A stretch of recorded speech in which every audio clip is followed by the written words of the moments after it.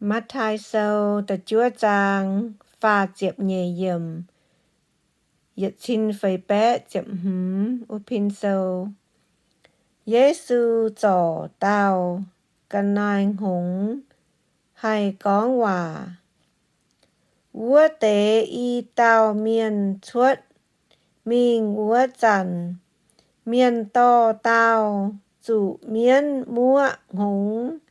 Máy hay con hòa nhê miên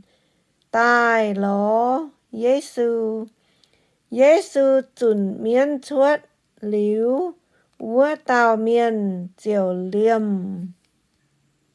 Chê hay con hòa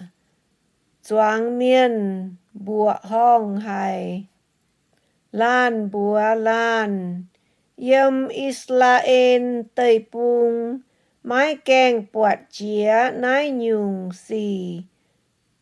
Bà pha ly xí miên Con Miên nhây hùng Bún nín mai lình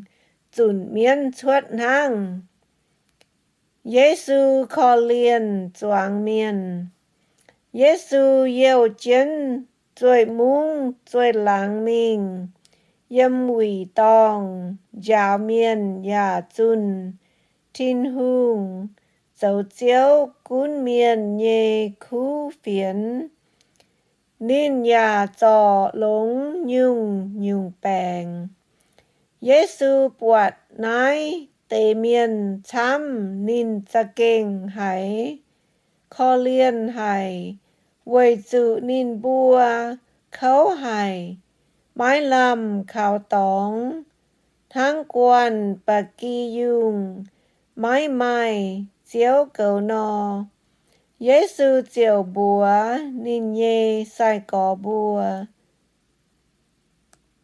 Kèng choáng chăm bà công miên Dỗ Quầy nái ôi chủ thô kèng